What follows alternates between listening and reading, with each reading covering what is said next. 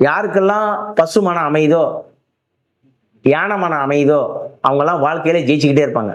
அது என்ன சார் பசு மனம்? அது என்ன சார் யானை மனம்? அது ஆமா. உங்க வீட்டோட நீளம் அகலத்தை அளக்கணும். ஒரு கணக்கு இருக்கு. அதுக்கு பேரு குழி பொருத்தம்னு பேரு. 11 பொருத்தம், 10 பொருத்தம்னு பேரு. இல்ல குழி பொருத்தத்துல அந்த மனைக்கு இந்த மனன்னு பேர் வைப்பாங்க. 8 வகையான மனை. அந்த 8 வகையான மனையில கழுத மனம் வந்தா பிரச்சனை, காக்க மனம் வந்தா பிரச்சனை, நாய் மனம் வந்தா பிரச்சனை, புறா மனம் வந்தா பிரச்சனை. இதே யானை மனம் வந்தா உங்களுக்கு நல்லா இருக்கும். சிங்க மனம் வந்தா நல்லா இருக்கும். பசு மனம் வந்தா இன்னும் நல்லா இருக்கும். இந்த மாதிரிலாம் இருக்கு. இது மாதிரி பசு மனம்லாம் வந்தா நீங்க பால் பாக்கியத்தோட குழந்தை குட்டியோட இந்த பசு மனம் இருக்கிற வீட்டுல போய் ஒரு கணவன் மனைவி ஒண்ணா இருந்தாங்க சீக்கிரம் குழந்தை. இல்ல ஒரு நல்ல பொசிஷன்ல அவருடைய ஆபீஸ் யானை மனை, அதாவது அவருடைய ஆபீஸ் யானை மனை மாதிரி இருக்குன்னா அவரு ஆபீஸ் வந்து நல்ல ஒரு அவர் தோல்வியை சந்திக்க முடியாதுங்கிற.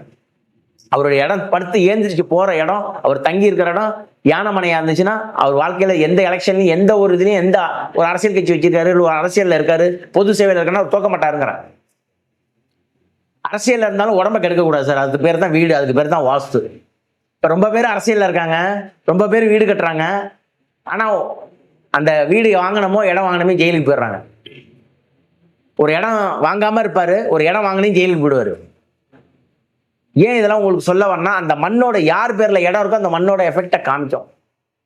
உதாரணத்துக்கு நீங்க எடுத்துக்கலாம், ஐயா புரட்சி தலைவர் பொன்மனச்செம்மல் ஐயா எம்ஜிஆர் ஐயாவோட ராமாவரம் தோட்டம் ஒரு ஏழை அதாவது அனாதை குழந்தைங்களுக்கு எழுதி வச்சாரு ஐயாங்க. அந்த மனை கண்ணு தெரியாத காது கேளாத கண் கேளாத மனைக்கு தான் அது போகணும் அப்படின்னு இருக்கு அந்த மனை. ஏன் இதை உங்களுக்கு சொல்றேன்னா, இந்த மனையில இப்படிதான் இருக்கணும், இந்த மனையில ஆசிரமம் இருக்கணும், இந்த மனையில வந்து ஏழை எளிய மக்கள் வாழணும், இந்த மனையில பள்ளிக்கூடம் கட்டணும், இந்த மனையில கல்யாண மண்டபம் கட்டணும், இந்த மனைக்கு முன்னால இவ்வளவு இடம் விடணும், இவ்வளவு விடணும் அப்படின்னு எனர்ஜியை வர வைக்கிறதுன்னு ஒரு ஆர்ஆர் ஸ்கேனர் சிஸ்டம் இருக்கு.